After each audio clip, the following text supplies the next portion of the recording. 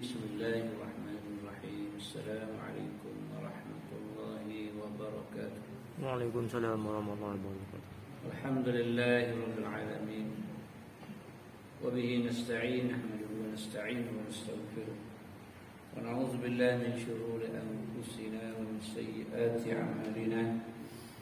May yahdihillahu fala mudilla lahu wa may yudlil fala hadiya lahu. Asyhadu an la ilaha illallah wahdahu la syarika lahu wa asyhadu anna sayyidina Muhammadan 'abduhu wa rasuluh. Allahumma shalli ala sayyidina wa habibina wa syafi'ina wa zufrina wa qurwatina maulana Muhammad sallallahu alaihi wasallam. Summa ila arwahi azwajihi wa ashabihi wa tabi'in wa tabi'ihim bi ihsanin ila yaumiddin. اللهم افتح علينا حكمتك وانشر علينا من خزائن رحمتك يا أرحم الراحمين. اللهم ارزقنا فهم النبيين وحفظ المرسلين وإلهام الملائكة المقربين والحمد لله رب العالمين. ثم أما بعد. Tuan-tuan, mudah-mudahan kasih dirahmati oleh Allah Subhanahu wa taala. قال النبي صلى الله عليه وسلم عن أبي هريرة رضي الله عنه بدأ الإسلام غريبا وسيعود كما بدأ غريبا وطوبى للغرباء. Hadis rawahu Muslim. Bermula Islam itu ghariba, kepelekan ataupun keterasingan, kata Nabi. Wa sayaudu kama bada'a ghariba, dan suatu hari nanti dia akan kembali semula keterasingan. Wa tuba lil ghuraba, maka ketika itu berbahagialah bagi mereka yang keterasingan. Maknanya pada peringkat awal dulu orang nak terima Islam ni payah. Sebab zaman itu mereka hidup dengan zaman jahiliyah, zaman keseronokan, zaman bebasnya pergaulan lelaki dengan perempuan, zaman tari menari, zaman mabuk, zaman apa lagi, semua zaman orang kata zaman kejahilan. Walaupun ketika itu mereka telah pun ada agama, namun oleh kerana beratus-ratus tahun tidak ada utusan Rasul, maka digelar pada tempoh itu namanya tahun apa ni, zaman fitrah. Sebab itu menjadi perbahasan ulama mengenai ayah bonda Nabi SAW, kerana mereka hidup pada zaman fitrah, zaman kekosongan daripada para anbiya dan para rasul. Itu yang kata setengah kata tidak Islam, setengah kata akan diazab dan sebagainya. Tengok pada zaman yang mereka berada padanya. Maka oleh kerana tidak ada Nabi, maka mereka hidup dengan dalam keadaan tak ada pedoman, masing-masing buat hal masing-masing. Siapa yang kuat, maka dialah jadi raja, jadi pemerintah. Tiba-tiba datang Nabi SAW ubah. Dia ubah daripada norma yang biasa dia hidup kepada norma baru. Norma biasa bergaul lelaki dengan perempuan dengan bebas, minum arak berleluasa, bunuh-membunuh, zalim menzalimi, khianat mengkhianati, aurat entah ke mana. Maka mari norma baru yang dibawa oleh Nabi kita Muhammad sallallahu alaihi wasallam nak ubah. Jadi payah. Maka Nabi kata bada al-Islam ghariba, bermula Islam itu gharib, keterasingan. Orang tolak agama siapa? Agama Muhammad. Buatlah peristiwa Isra', baca peristiwa Isra' lagi orang tak percaya lah. Ada yang murtad pun ada angkara peristiwa Isra' wal Mi'raj. Tak percaya, tak munasabah dengan jarak perjalanan 1,200 km boleh dilalui dalam beberapa jam sahaja. Naik ke langit, turun semula, pergi selepas Isya', balik sebelum subuh. Tak logik pada akal. Maka orang yang kata Muhammad ni bertambah gila. Sebelumnya orang kata Muhammad ni gila tak. Sebab apa kata Nabi kita gila? Sebab dia SMS soleh, dia bercakap dengan Jibril. Bila orang SMS soleh, orang kata gila. Kalau kita jumpa kawan kita pagi-pagi jogging, kita berjalan kaki, kita basikal, tengok member kita, dia bercakap asal dia ada ke pokok kayu. Dia kata semenjak PKP yang jadi gini. Itu gila. Cakap asal dia. Walhal ketika itu Nabi sedang berdialog dengan Jibril. Jibril menurunkan wahyu kepada Nabi SAW. Bila mari Isra wal Mi'raj, Nabi cerita pula dia pergi ke Palestin, naik ke langit turun semula. Bertambah-tambah kata confirm Muhammad gila. Tengok. Ini maksudnya bada'a ghariba. Maka selepas pada gharib tadi, keterasingan, maka Islam kembali gemilang. Pada beberapa zaman Nabi SAW, sahabat yang empat, zaman Umayyah, zaman Abbasiyah dan sebagainya. Kemudian malak semula wa sayaudu ghariba, dan akan balik semula keterasingan, rasa pelik. Pelik macam mana bila kita tengok orang yang buat Islam, kita rasa pelik. Orang akan kata, ada ke macam ni? Betul ke tu? Jadi ghariba. Tapi Nabi kata fatuba lil ghuraba, tapi akan berbahagialah bagi mereka yang keterasingan. Maksudnya dia boleh beramal dengan ilmu Islam, dengan Islam itu ketika mana manusia tak terima.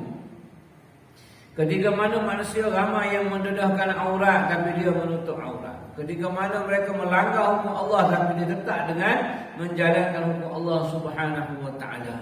Maka berbahagialah bagi mereka yang dapat mempertahankan syariat Allah Subhanahu wa taala ketika mana manusia lain dah tak nak dah syariat Allah Subhanahu wa taala. Maka bahagialah dia kerana dia mempertahankan agama Allah Subhanahu wa taala. Maka zaman ini zaman gharib, zaman ghuraba, zaman keterasingan. Moga-moga kita termasuk di dalam golongan orang yang berjaya, iaitu golongan yang ghuraba, tetap bersama dengan Islam di mana sahaja kita berada, walau apa jua keadaan situasi sekalipun, kita akan buat mengikut acuan Islam, mengikut SOP agama. Itu yang nak. Dia agama Islam ni bukan semestinya pegang tasbih duduk atas seorang masjid. Tak. Boleh jadi kamu bawa agama itu ketika kamu bermain bola. Boleh jadi kamu bawa agama ketika kamu pergi hantar surat. Boleh jadi ketika kamu berjaga kedai. Ketika kamu di mana sahaja kamu boleh bawa agama kamu. Tidak semestinya kamu bawa agama itu ketika mana kamu duduk dalam masjid dan surau saja. Bahkan di mana sahaja kamu berada, kamu boleh bawa agama Allah Subhanahu wa taala. Maka berbahagialah bagi mereka yang membawa agama Allah Subhanahu wa taala. Wallahu a'lam. Qala al-musannif rahimahullahu taala wa nafa'ana wa iyyahu bi ulumihi bid-darain thumma amin al-Fatihah. Iya. Siratan.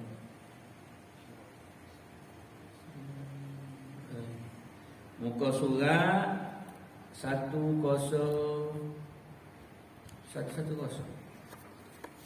Jumaat.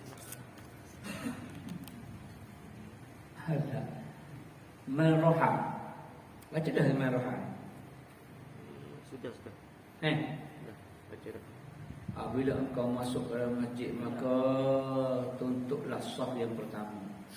Baik, sambungan kepada hadis man raha fi sa'atil ula fa ka'annama qarraba badnah. Sambung yang tu. Siapa datang awal seperti dapat unta, dan akhir sekali seperti dapat telur hari Jumaat. Sambungan dan riwayatkan bahawasanya qadar hampir seorang hamba ketika melihat Allah pada hari kiamat nanti adalah berdasarkan kepada qadar segeranya orang itu pergi ke masjid. Maknanya kalau kita segera lagi ke masjid, maka lebih cepatlah kita dekat dengan Allah Subhanahu wa taala. Itu ukuran dia. Apabila engkau masuk ke dalam masjid, ini adab yang berikutnya. Apabila kamu masuk ke dalam masjid, maka tuntutlah saf yang pertama. Saf lepas sekali masuk masjid. Tapi banyak kita duduk muka pintu, tak tahu sebab apa. Dia suka duduk muka pintu. Kita ni, dia kata depan tutup bila, tutup noja, tutup email. Dia gitu. Kecuali tempat yang dikhaskan sahaja. Sebab apa? Sebab iman di belakang tu nak menggantikan iman yang terbatal kalau berlaku. Itu saja. Yang lain tu kita yang punya. Pergilah duduk. Kalau masalah, tuntutlah sah yang pertama. Tetapi jikalau orang sudah ramai, maka janganlah engkau melangkahi bahu-bahu mereka, dan janganlah engkau lalu di hadapan orang yang sedang sembahyang. Setengah-setengah tempat dia akan letak macam partition kecil, sejengkal lebih. Sebab itu amalan Nabi. Nabi SAW dia akan letak di hadapan dia tu, dia pacok kayu. Pacok kayu sebagai tanda kau lalu kena luar daripada tu. Jangan lalu di dalam. Saya ingat saya pergi ke Jakarta, satu masjid tu setiap orang sembahyang dia akan ada satu bongkah kayu yang dia buat sendiri. Masjid lah sediakan lah. Ada orang sembahyang dia akan letak di hadapan. Dia ada orang lalu kat tepi. Tapi ulama mutaakhirin menyatakan sejadah yang kita pakai itu, luar daripada sejadah itu, mana dia kira melangkah itu di luar daripada kawasan bersujud, maka dia dimaafkan daripada termasuk dalam mereka yang 40 hari gelak hati. 40 hari gelak hati, orang yang melintas di hadapan orang yang sembahyang dengan sengaja. Tak sengaja tak apa. Mana tak sengaja? Sambil kita nak lalu, tiba-tiba ada orang tolong. Kita pun terlintas depan dia. Itu tak gelak hati, sebab kita bukan sengaja. Sebab apa yang kita katakan jadi gelak hati? Sebab ketika orang tengah sembahyang, dia tengah bercakap dengan Allah Subhanahu Wa Taala. Tiba-tiba kita sengaja potong. Sedangkan potong percakapan manusia pun tak ada adab dah. Ada YB datang, kita pun dah bercakap. Haji Yusuf bercakap, bagi tahu saya gini, bagi tahu masalah penduduk, masalah surah sebagainya. Tiba-tiba mari, dia lalu. Padahal boleh ikut tepi, dia lalu ke depan ni sengaja. Bukankah itu satu benda yang tak ada? Tak ada adab. Kalau dengan manusia pun dah kira tak ada adab, apatah lagi seorang itu sedang bermunajat dengan Allah Subhanahu Wa Taala, maka lebih aulalah dia ni qalilul adab ataupun kurang adab. Maka sebab itu kafarah dia nya ialah gelak hati. Gelak hati mana susah untuk mendapatkan ilmu pengetahuan apa benda yang dia buat, susah nak dekat di hati kerana dia masuk golongan orang yang tidak ada adab. Gitu. Jadi bila kita sembahyang, kalau kita ada beg, tak beg, kalau tidak sejadah. Ada kata pula ustaz tu garisan tu kira kalau tidak, garisan sembahyang telah dibuat sah. Itu pun dikira sebagai partition, sebagai halangan daripada orang melintas di hadapan kita. Kalau semolek-moleknya kita letak kayu ataupun beg lah. Kalau Nabi satu hasta tinggi. Bila dia sujud, maka kepala tu terlindung. Ukuran dia. Dan janganlah engkau lalu di hadapan orang yang sedang sembahyang, dan pilihlah tempat duduk yang berdekatan dengan dinding atau tiang, sehingga orang tidak melintasi di hadapanmu. Belakang tiang, tepi dinding. Tapi ada juga setengah tu dia sembahyang sore, dah. Di RNA namanya itu surah. Dia mari dalam sore dia sembahyang tepi. Allah, kita nak jadi jemaah dia payah. Sini boleh tak kita duduk belah kiri, makruh lah. Orang lelaki makruh lah duduk belah kiri tu imam, dia kena belah kanan. Dia duduk belakang kali. Nak duduk mana kita? Nak jadi makmum dia, takkan nak duduk depan dia. Duduk depan dia, kita jadi tu imam. Automatik dia cuik kita. Bro, kau lah imam. Mana kira? Sengaja dia nak punjung tu. Aduh, tak boleh buat apa. Tumit rapat di dinding tu. Kira-kira dia nak rokok sujud tu, kira rapat punggung di dinding lah. Tak boleh. Itu dia sengaja tak nak jadi tu imam. Itu zuhur dengan asar tu. Belum lagi maghrib isyak subuh. Zuhur dengan asar pun kaku dah jadi tu imam. Tak tahu. Ada tu RNA ataupun setengah-setengah surah yang mari dia takut orang jadi makmum dia. Tak tahulah. Padahal kalau dia sembahyang seorang zuhur tak bunyi juga. Sembahyang ramai pun tak bunyi juga. Tapi kadang-kadang tak biasa jadi takut. Takut ada jemaah belakang, takut bukan orang. Kalau bukan orang, saya dah kain takut bawah. Kalau tak nampak kaki, bukan orang. Memang bukan orang. Tak nampak kaki, mana nampak batu. Sampai dia ajar, hitam kecil kekek. Cikgu ni ada. Kita sekolah kaitkan tak nampak kaki. Memang tak nampak kaki, kelindung batu dua lanjut. Tak ada arah. Ajar ilmu karu. Hingga orang yang tidak melintasi di hadapanmu, dan jangan engkau duduk dalam masjid itu kecuali setelah engkau kerjakan sembahyang sunat tahiyatul masjid. Kita datang masjid, tiba-tiba kita duduk, maka hukumnya makruh sebab tak main tahiyat masjid. Okey, bila kita datang hari Jumaat, tu imam sedang berkhutbah, mana kita nak dahulukan? Sembahyang tahiyat ke tunggu duduk? Sembahyang tahiyat dulu. Dia bukan tahiyat lah, masa itu sembahyang qabliyah. Sembahyang qabliyah, pahala qabliyah dapat, pahala tahiyat pun dapat. Dua-dua dapat serentak. Itu kaedah dia. Tapi kalau niat tahiyat, maka tak dapat qabliyah. Kalau macam tu kita mari lambat semua, Ustaz betul. Buat satu dapat dua. Tak dapat lah pahala muntah tadi, mari lambat. Dapat telur burung, itu pun kalau dapat. Kalau khatib sudah berkhutbah, maka mereka akan lipat buku catatan kebaikan kerahmatan. Mereka duduk dengar khutbah. Jadi mu tak dapat apa-apa kelebihan pun, kecuali hanya sah pada Jumaat sahaja. Situ pula. Jadi ada kuliahnya datang awal. Jangan sampai khatib dah baca khutbah. Kena alert lah dengan waktu sembahyang. Jangan duk kira pukul 1:30 bulan lepas. Bulan ni dah awal dah ni. Dia makin awal. Gitu. Jangan lupa untuk tahiyatul masjid. Tahiyatul masjid ni akan luput apabila tuan-tuan sampai, tuan-tuan bersembang dulu, jawab WhatsApp dulu, luput. Tahiyat masjid ni penghormatan. Sampai ke masjid terus sembahyang sunat. Ambil sembahyang lah, kalau ambil sembahyang. Bila nak masuk ke dalam tu, maka itulah sembahyang sunat tahiyatul masjid. Tapi kalau mari duk sembang, duk jawab WhatsApp, qadarnya lebih kurang qadar 2 rakaat. Maka ketika itu keluar semula daripada masjid, masuk semula. Masuk tahiyat ni hormat. Kalau kita nak hormat ke orang, kita jumpa dengan dia, "Assalamualaikum ji. Apa khabar ji, sihat ji? Assalamualaikum tuan, apa khabar tuan?" Itu tahiyat. Tapi kita duduk ramai-ramai, dia ada tapi kita kesempatan dulu. Kau disalam dia, kau hormat kat dia. Dah, tak ada apa dah.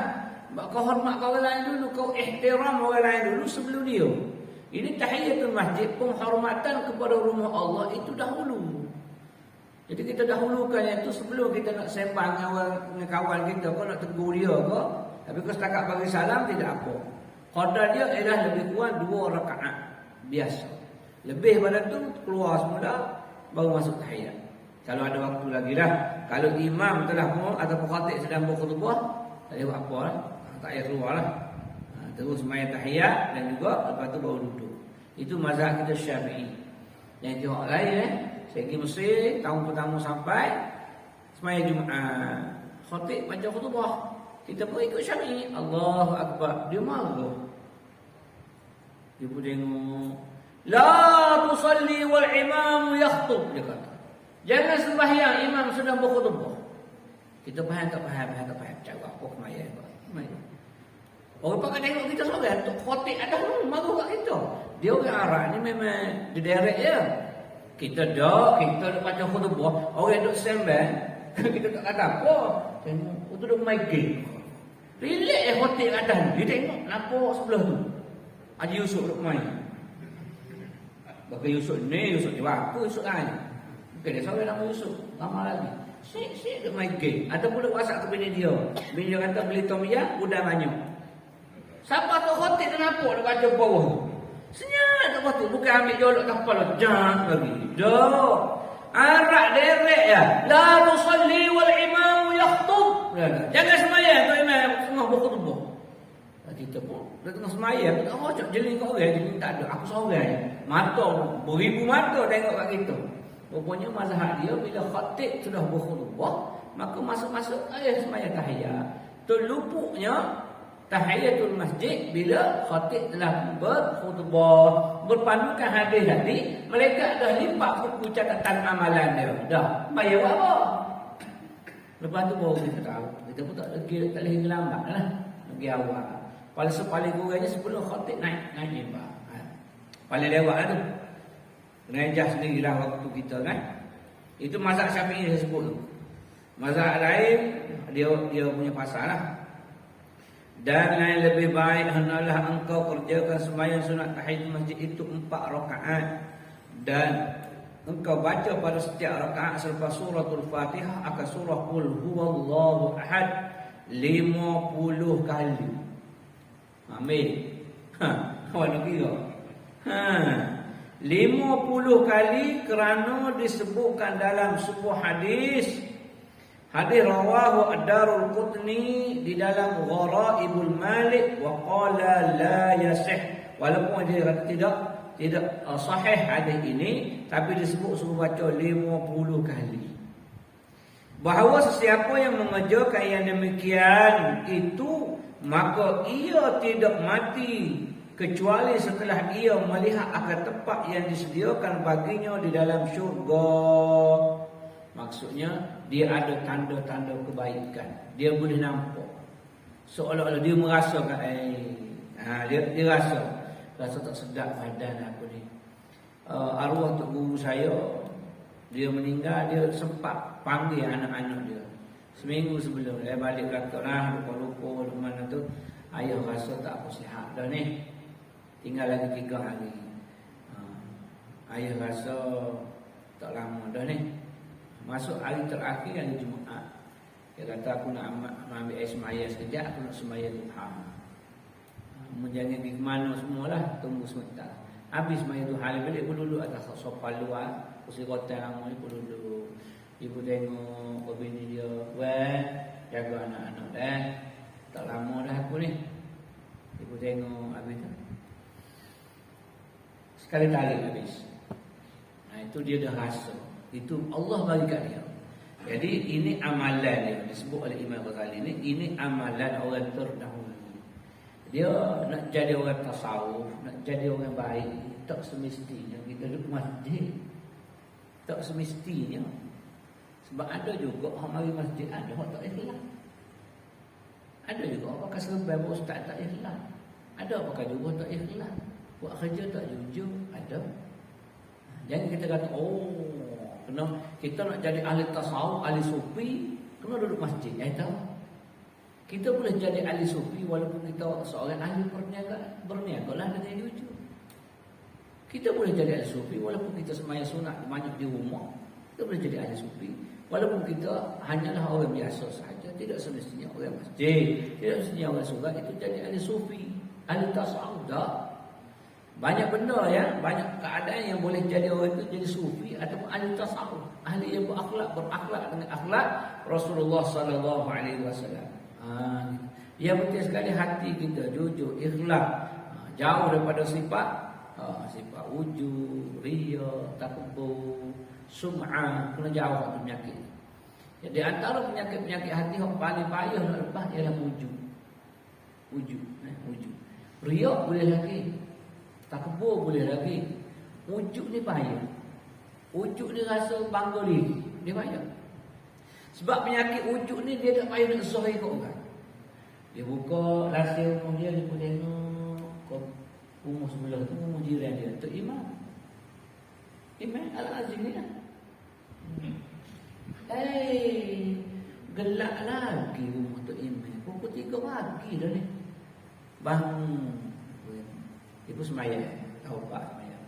Pukul 4.30 buka rahsia pula. Tak bangun lagi, tak padanya tu Imam. Sore dia tak tunjuk orang. 5.30 tu habis semaya tahajud, semaya habis semua. Semaya duha pun buat malam tu. Alih dia. Saya nak rahsia 5.45. Dek lagi apalah start betul pergi ke surah. Sampai surah tak ada surah. Alat tutup bila lampu pun tak buka. Apa? Tu penyakit wujud. Dia berkata, kalau macam ni lah tutup bila ni tu baik latih aku. Seorang dia tak tunjuk orang tapi dia rasa wujud, rasa bangga diri, dia rasa dia hebat. Aku boleh tahajud, aku boleh taubat, aku boleh baki awal daripada Tok Iman, daripada Tok Bilal. Tok apa? Aku boleh datang ke mak surah lebih awal daripada orang lain. Dia rasa ujuk bangga pada diri. Maknanya payah. Takbur yang kena tunjuk ke orang. Riak kena tunjuk ke orang. Ujuk tak tunjuk ke siapa-siapa. Dia rasa dia. Jangan. Ini penyakit bahaya.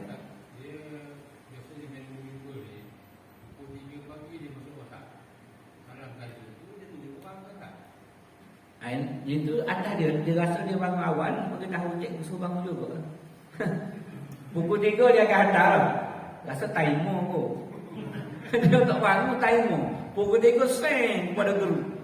Tapi dia bangun tu, dia bangun kecil. Kecil mana? Bangun awal. Kita sangka baik, dia nak tolong nak peringat. Sebab tu hati ni cukup-cukup kena jaga. Kita nak peringat kau. Macam kita lah, kita mari lah. Kita semayang sunat sikit ada masjid, surah. Kadang-kadang kita tak semayang pun sunat. Ada saya perhati, ada seorang agama mana, Kuasa Putrajaya. Orang yang saya Zohor, ada Jumaat lah kan. Ada Zohor lah, hari Jumaat. Dia tak semayang. Dia tak semayang kau boleh. Setiap kali, bukan sekali, setiap kali. Dia tak semayang. Dengan harapan supaya kita tidak berlaku riak.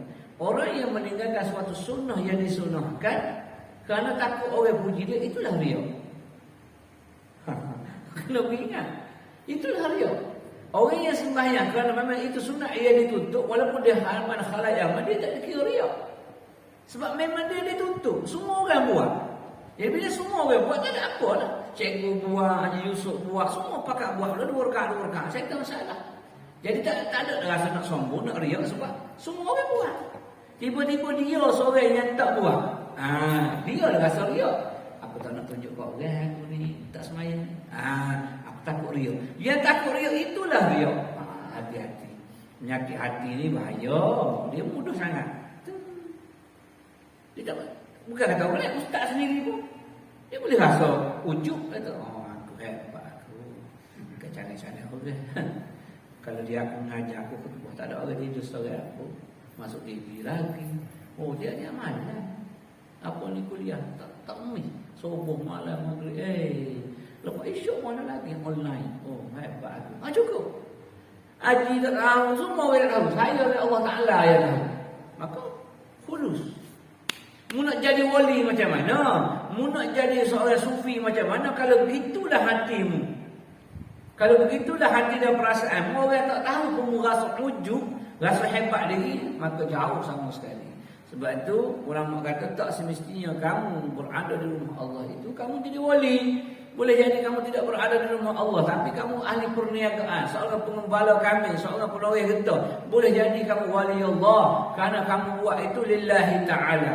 Kamu tak pernah lupa untuk keluarkan zakat, untuk wakaf, untuk sedekah dan sebagainya. Maka kamu wali Allah. Jadi benda tu benda dalam benda hati yang perlu kita pakat jaga. Kita nak ingat kau orang macam kata cikgu tadi lah, tawasa, masalah tahajud dan sebagainya sebagai peringatan. Hati-hati dengan hati kita. Takut nanti kita terasa riak dan sombong. Cepat-cepat kalau rasa sombong dan rasa aku hebat, Allah hebat.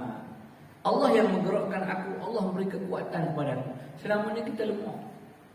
Bila malam tu kita boleh buat tahajud sampai 12 rakaat, taubat boleh buat cukup 11 rakaat macam Nabi sentiasa buat, alhamdulillah. Cepat-cepat buat penyakit itu, takut mari di hati kita rasa sombong, rasa ujub dan sebagainya. Cepat-cepat buat. Kalau rasa aku hebat, Allah Maha hebat. Allah yang mengejutkan aku untuk tunduk sujud kepada dia. Tanda aku lemah, aku sujud kepada dia. Kena cepat-cepat. Kalau kita lambat-lambat, syaitan akan masuk air. Dia akan masuk. Bila masuk air, habis. Tak pandai dengan mengantuk malam, tapi ada rasa wujud, terhapuslah amal kita pada malam itu. Walaupun tak berdosa, tapi amal kita sia-sia. Baik. Akan melihat apa ni? Maka tidak mati kecuali setelah ia melihat akan tempat yang disediakan baginya dalam syurga. Atau orang lain akan melihat tempat yang telah disediakan baginya, maksudnya orang lain tolong cerita kat dia dan melalui mimpi dan sebagainya. Dan jangan engkau tinggalkan sembahyang sunat tahiyatul masjid ini walaupun imam sedang membaca khutbah.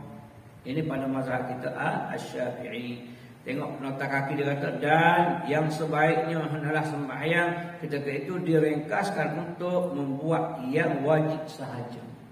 Mana bila khatib dah berkhutbah, maka kita buat yang wajib sahaja, itu bacaan Fatihah. Dengan bacaan yang sederhana. Jangan laju, jangan lambat. Betul-betul supaya nak cepat kita pun wasa pula tak dengar, tak nyata huruf sifat.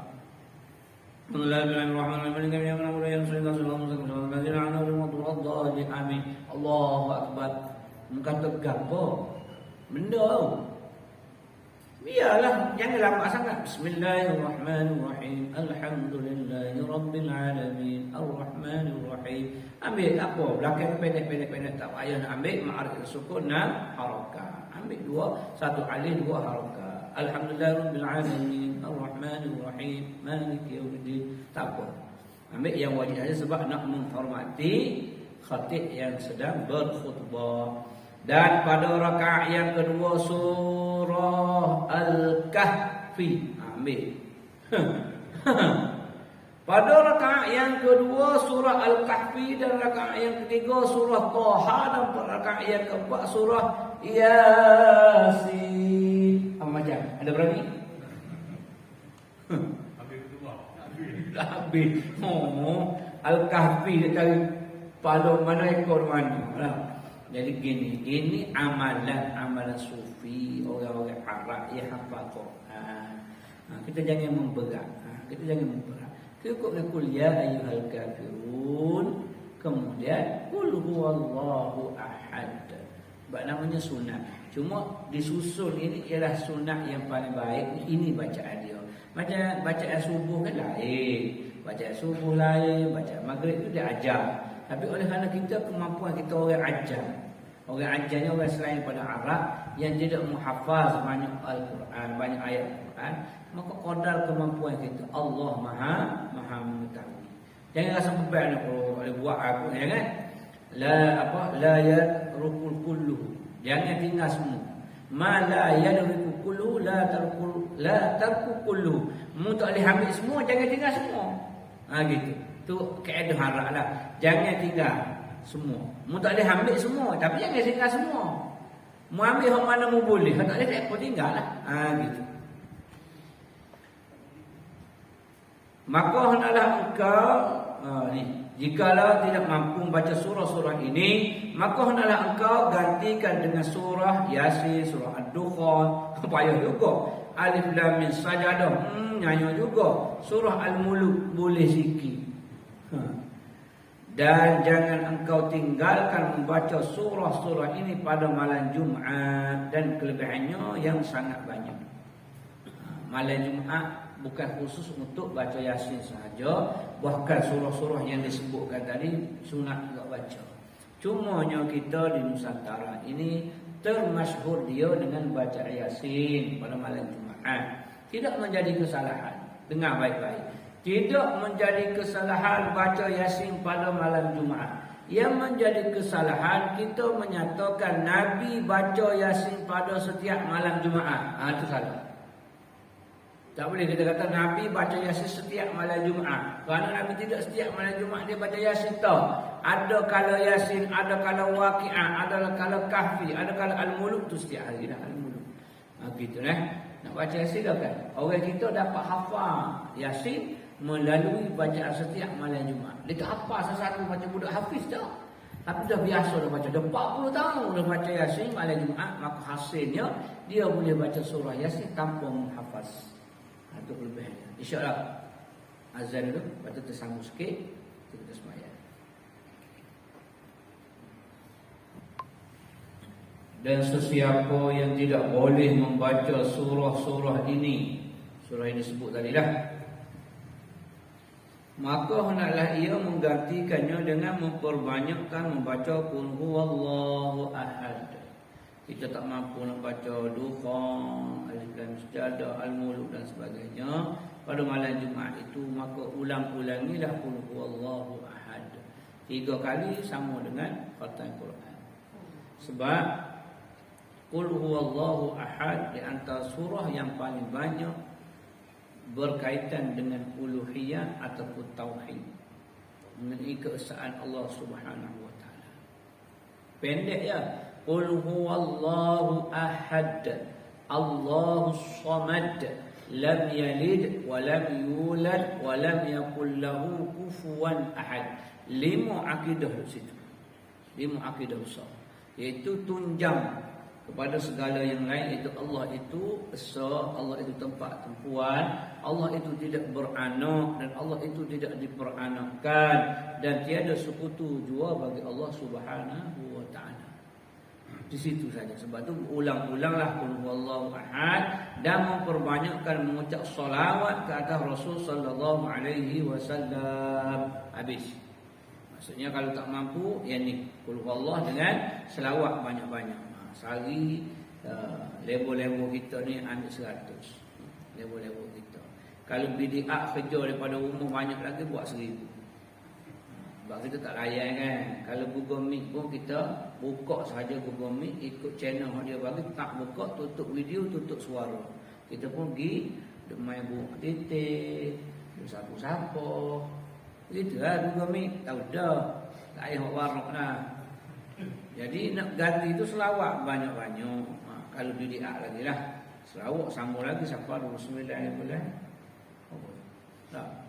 Sambung lagi PKP ke. Saya tak tahu lagi. Kalau istihad tak kira.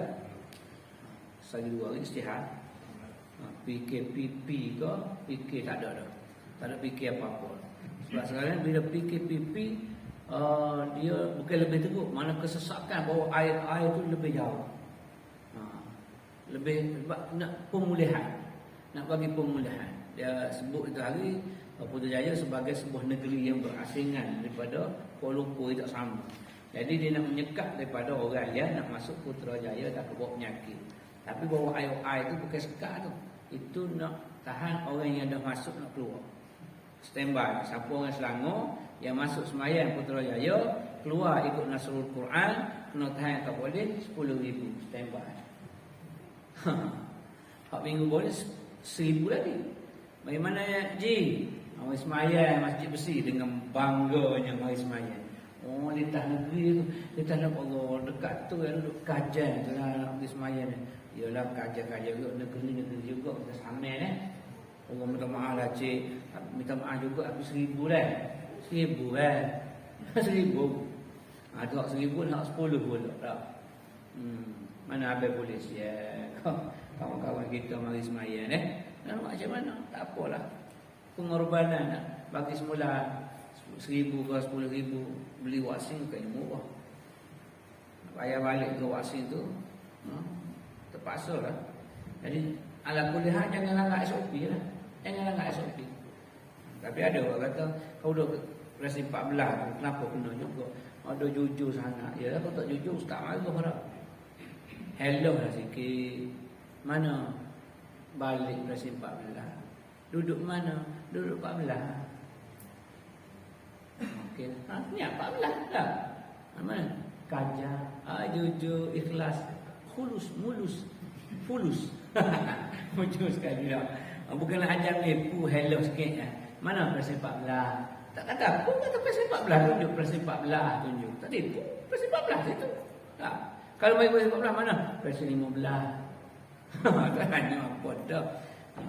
Tak tahu lah, wallahu a'lam rezeki masing-masing kan. Jadi situ rezeki nak bagi 1,000 itu bagilah. 2 kes tu sebab kawan-kawan saya sendiri ya. Sebelum tu teh ke RM1,000. Sebelum teh RM1,000. Allah kena ustaz teh mahal bagi. Teh apa mahal sangat? Teh apa? Teh kurang manis nipis. Aku kecil manis dia kata. Dia tak ada, dia pakai kain blackout bagi pagoda memori ke basuh kereta. Maya tu main aku basuh kereta ni. Turun lah dia gede. Kak, macam biasa teh nipis kurang manis. Ada, nampak sangat kecil manis. Tak ada apa-apa. Air tak ada siapa, mari lah gede-gede. Cik.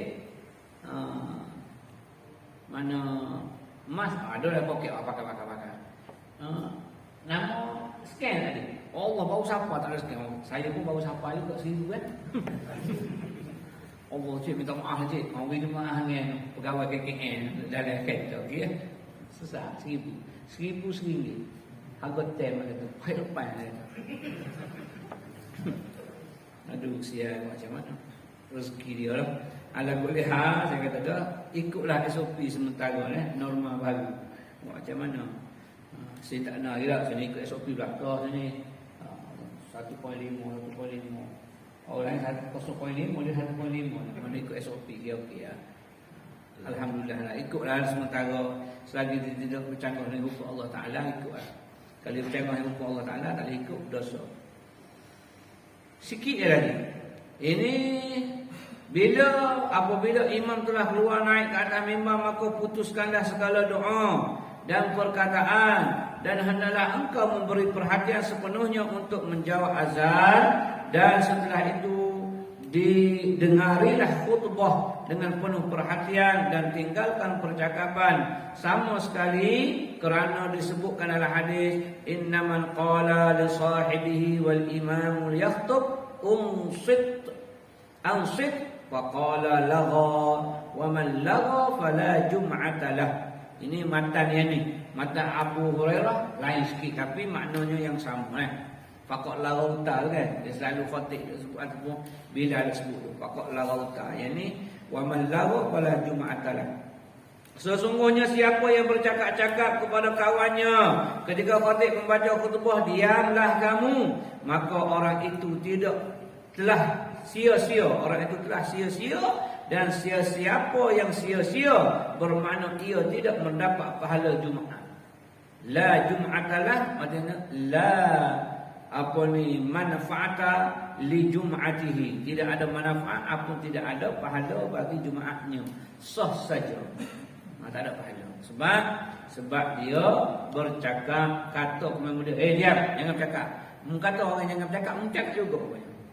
Begitu. Kita dilarang mengatakan diamlah kamu, kerana perkataan diamlah kamu itu dikira satu percakapan, dan sebaiknya jika engkau terpaksa juga menegur orang lain, maka cukuplah dengan menggunakan isyarat sahaja, bukan dengan perkataan. Nampak orang main handphone ke apa di depan dia.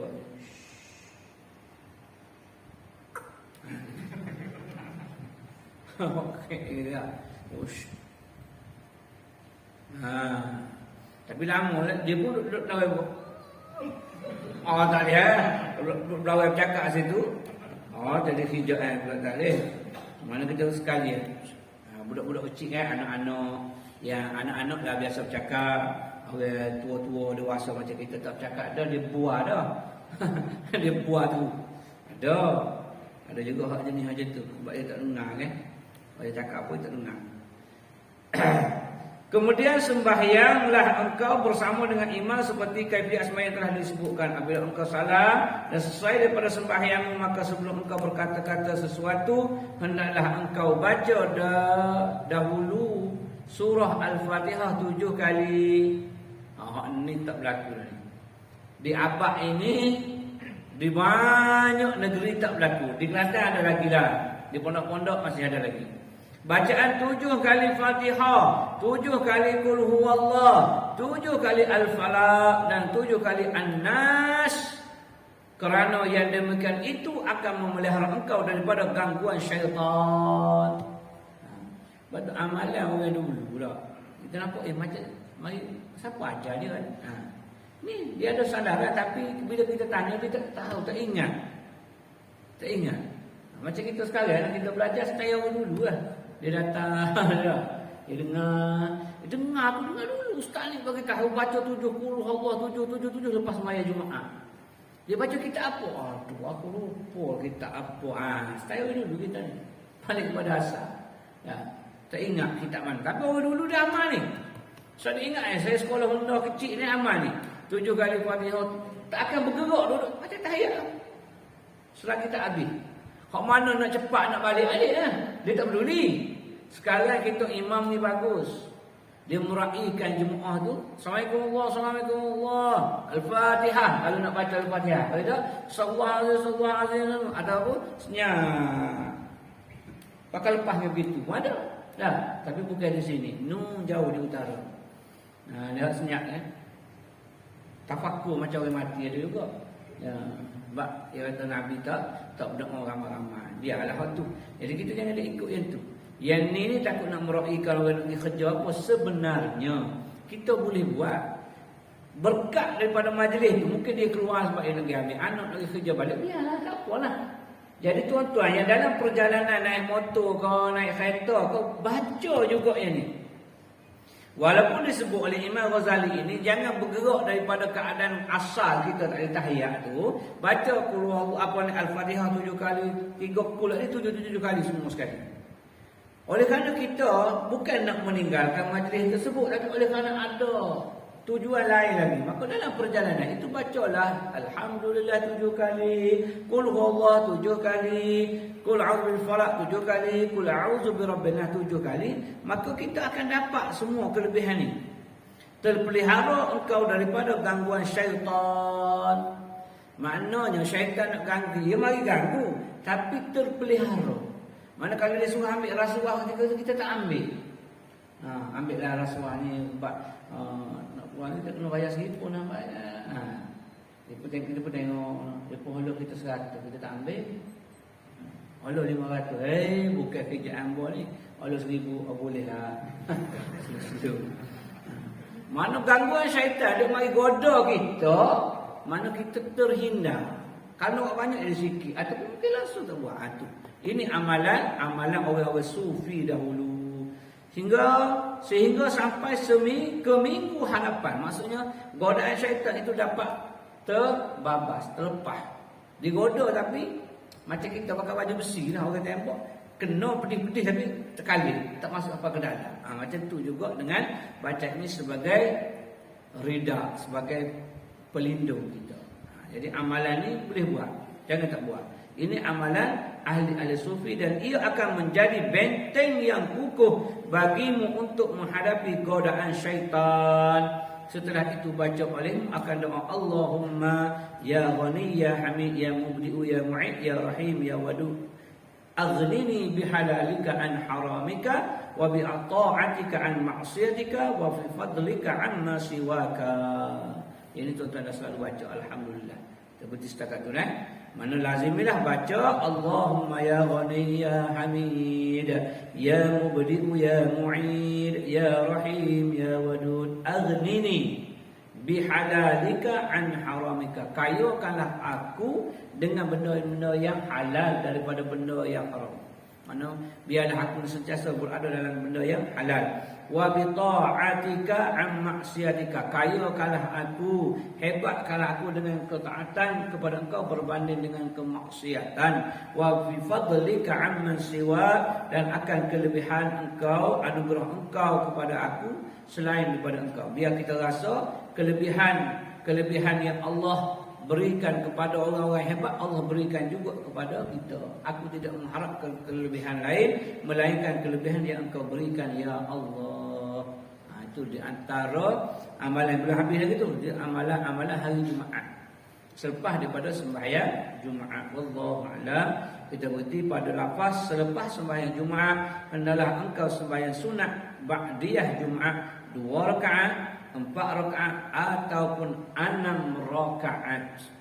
Ini ada 2, 4 ataupun 6, dan engkau perbuat yang demikian itu 2 rakaat sekali salam. 2 rakaat sekali salam.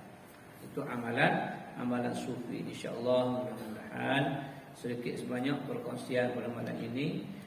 Kita belajar tak banyak tak apa, amal tu biar banyak. Kalau banyak kita belajar, banyak belajar, tapi duk simpan dalam buku, duk simpan dalam dada saja, tak beramal, rugi juga. Kita beramal, start daripada hari Jumaat ni, Fatihah 7 kali, Qul huwallahu 7 kali, Al-Falaq 7 kali, An-Nas 7 kali. Buat setiap kali Jumaat. Tengok. Syaitan goda juga, tetapi godaan dia itu kita ada sebagai benteng daripada kita nak buat benda yang jahat dan sebagainya, menyebabkan kita terhindar daripada perkara-perkara yang dibenci oleh Allah Subhanahu wa taala. Wallahu a'lam. Sekadar itu dulu tuan-tuan. Ada tanya tak ada? Ada. Ada. Ustaz, di antara dua khutbah biasanya doa apa yang paling baik dibaca? Oh, baik, cantik. Di antara dua khutbah itu di antara tempat yang paling mustajab doa. Maka yang paling afdal sekali keampunan untuk diri kita, ahli keluarga. Yang keduanya Rabbana atina fid dunya hasanah. Itu paling baik. Itu doa itu macam mana kita sibuk sekalipun kita utamakan itu. Keampunan kita, ahli keluarga kesekaliannya, umat muslimin muslimat. Yang keduanya ialah Rabbana atina fid dunya hasanah. Itu jangan tinggal dua tu. Itu afdal. Cuma kalau muslim sekarang ni celah-celah tu bacalah doa tolak bala. Semua sekali. Jangan harap kau bila apa ni imam saja. Semua sekali. Celah-celah tu bila duduk sekejap kan, baca Allahumma inna na'udzubika minal baras wal junun wal juzaa wa min sayyi'il asqam. Kau tak boleh bahasa Arab, ya Allah, lindungi kami semua, ahli keluarga kami semua sekali, negeri negara kami daripada segala penyakit-penyakit bahaya, penyakit qawi bila ya Allah. Yang tu yang penting. Kalau Ibn Abbas dia doa Allahumma inna nas'alukal afiyah. Dia minta dengan Rasulullah, ya Rasulullah, tolonglah ajar apa ni sepupumu ni, tolong ajarlah aku doa yang paling baik sekali. Nabi kata, doalah Allahumma inni as'aluka, maksudnya kan? Allahumma inni as'alukal afiyah. Pendek lah. Minta pula, tak ada pada orang lain. Nabi kata tak ada. Allahumma inni as'alukal afiyah. Aku minta keafiatan. Marilah kali ketiga. Tak ada dah. Itu doa dia.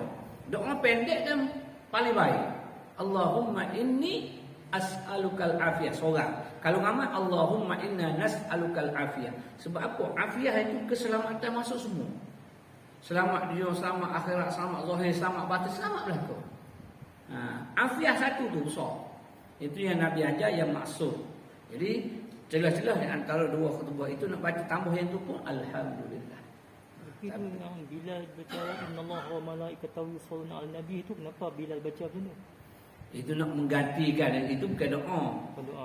Itu selawat tu supaya kita ingat semula, tengah-tengah tu ingat kepada Nabi sallallahu alaihi wasallam. Sebab innallaha wa malaikatahu, Allah dan para malaikatnya berselawat kepada Nabi. Hei orang-orang yang beriman, selawatlah kamu kepada Rasulullah sallallahu alaihi wasallam, sallimu taslima, nescaya kamu akan sejahtera dan selamat. Nak peringat. Ada setengah-setengah tempat celah-celah tu dia baca doa lain lah. Ya ya aman al-khair ni. Apa ni? At-taibu minaz zambi kaman la zambalah.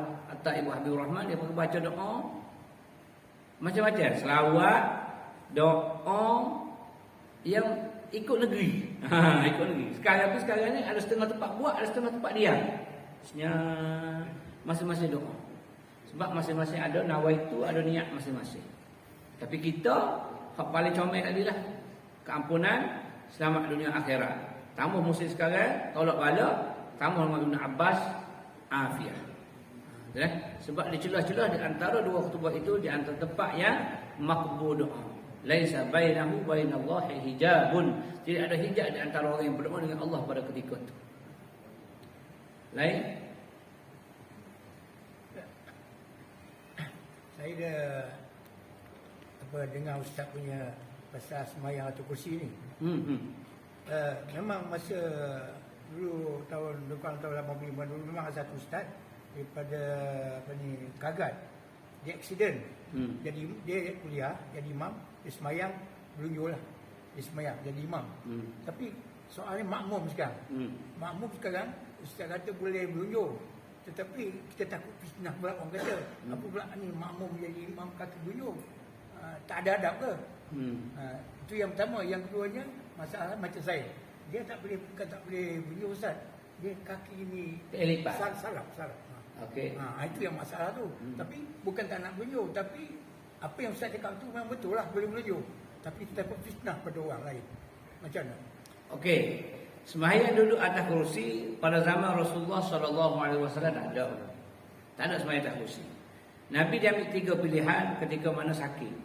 Sama ada dia duduk iftirash, duduk tawarruk ataupun tarabbuk. Tarabbuk ni bersila. Mana-mana yang boleh kita buat.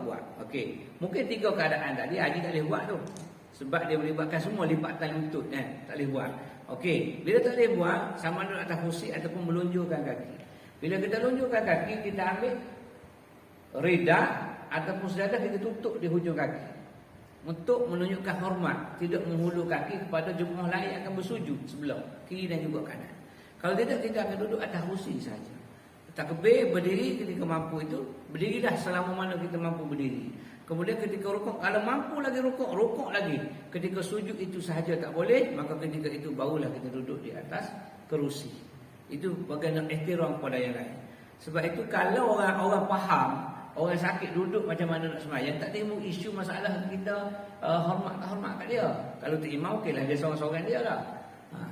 Kalau dia faham dia, itu dia sakit lutut, maka dia itu sebab itu kita tutup ujung kaki kita dengan ridak ataupun dengan sejadah supaya tidak orang sebelah tu rasa jijik ataupun rasa apa tak selesa lah bila kaki dihulur. Adab lah. Kita pun mungkin kita ambil penjuru depan dan sebagainya mungkin. Kalau tidak ada kursi yang lebih aula kalau kita nak jaga daripada ketenangan tadi lah. Sebab kita orang tak tahu masalah kita. Memang sebaik-baiknya kita lipat, tapi lipat pun tak boleh. Itu kalau tuan-tuan tengok, kalau saya sembahyang pun saya duduk macam tahiyat akhir. Yang macam tahiyat awal, tahiyat akhir saya macam tahiyat awal. Sebab saya tak boleh duduk punggung di bawah. Secara iftirah tu saya tak mampu. Bukan tak mampu dah, kalau duduk tu tak khusyuk. Sebab dia akan bawa kepala sakit di bahagian pinggang bila kita duduk tahiyat macam tu. Tapi setengah orang tu dia tahan juga sehingga dada lari pada arah kiblat pun ada. Sebab dia sedikit bukan gemuk, perut dia lebih besar daripada punggung. Mana gemuk tu. Dia pakai seluar-jing pula. Tak, dia pun tahiyat akhir pun duduk gitu. Jadi macam naik motor gitu. Betul. Begini.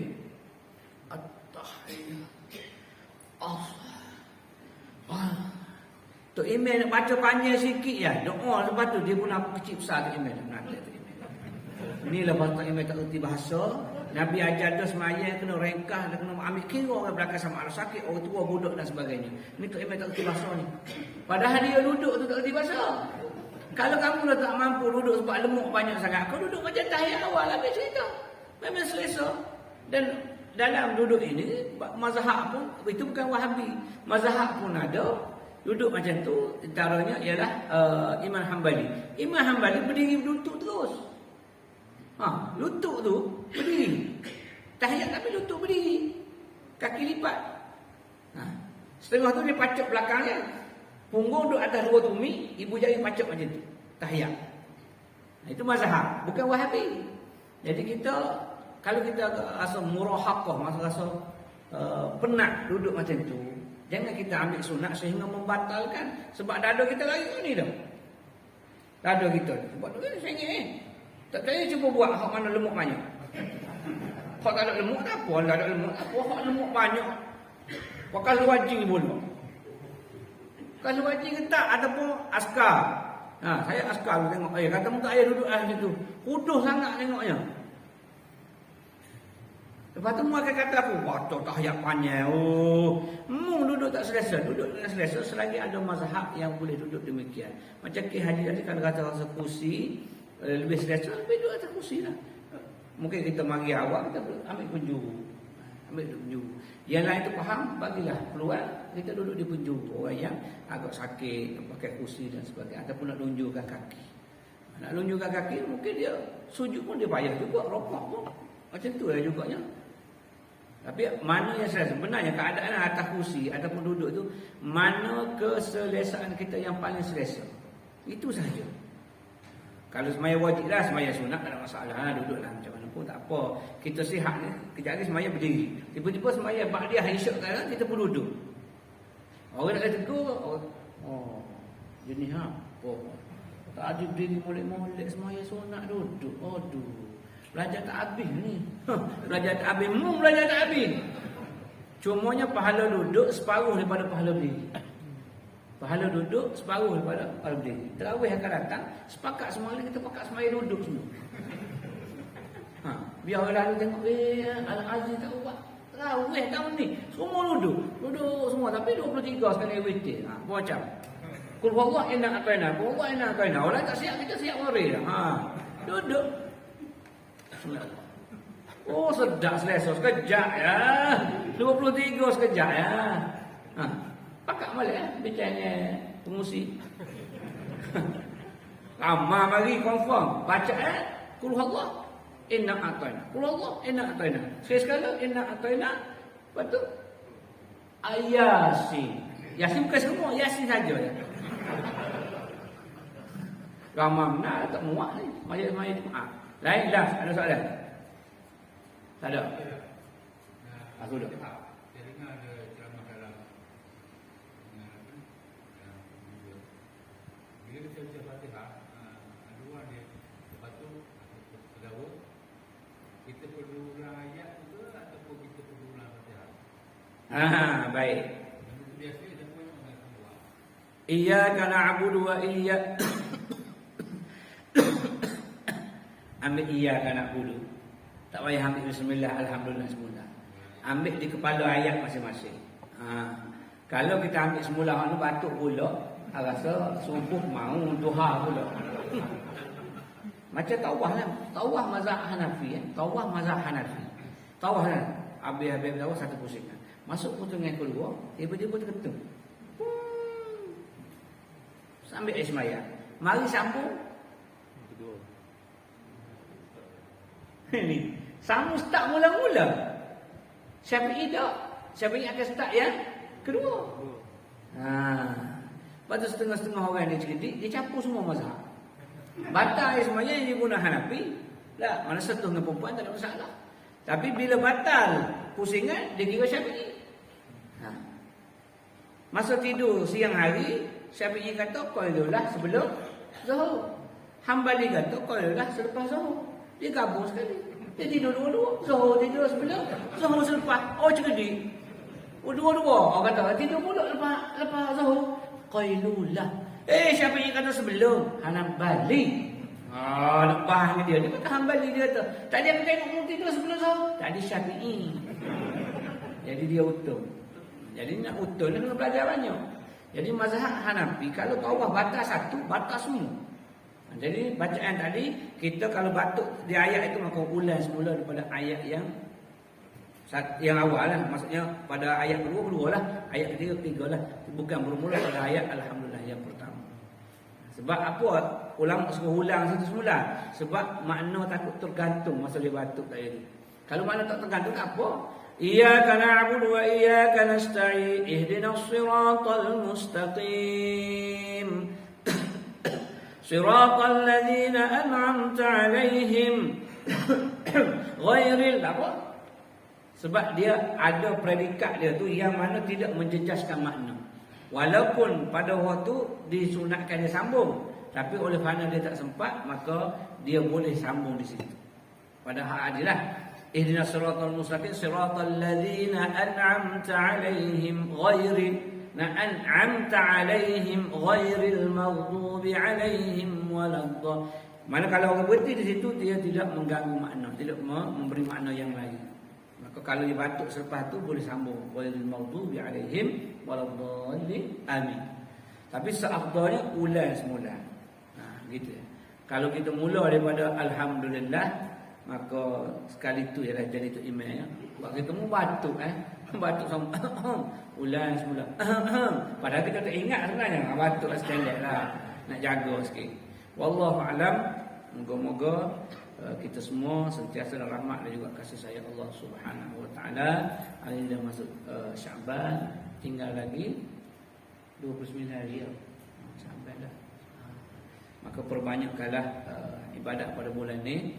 Banyak puasa, jangan lupa puasa tengah-tengah mutih, puasa awal ini, kemudian puasa tengah, puasa akhir. Akhir tu dah masuk Ramadan lah. Kemudian perbanyakkanlah sedekah, ajar-ajar tangan-tangan kita untuk perbanyakkan sedekah. Sedekah awal subuh sebelum daripada sembahyang subuh, tak boleh buat di surau, buatlah di rumah. Buat satu tung tabung subuh, masuk di rumah. Isteri anak-anak yang tak dapat datang ke masjid surau, biar boleh tabung. Posing, kalau posing tak apa, ajarkan setiap pagi masuk. Setiap pagi masuk. Cukup sebulan pergi hantar ke surau. Jangan kira berapa, pergi buang kat surau ya. Buat tabung lain pula. Lepas tu cukup sebulan buang pula kat surau lain pula. Biarlah gitu. Berapa wallahualam. Jangan tanya. Tapi kalau tengok-tengok duit tak ada ala poket, bini buah letu belakang naya kita. Bini buah warna pupur dah. tahu, ingat kau tabung tu apa? Bini pun berapa tu. Dia nak pergi cari masjid pula. Apa-apa tu tak jadi, batal kira semula. Agak-agak lah faham-faham lah kepada rumah kita supaya nak mulakan dengan kebaikan di bulan Syaban supaya senang kita buat ibadat lebih banyak pada bulan Ramadan. Wallahu a'lam. Aqulu qawli hadza wa astaghfirullahalazim wa lakum. Assalamualaikum warahmatullahi wabarakatuh.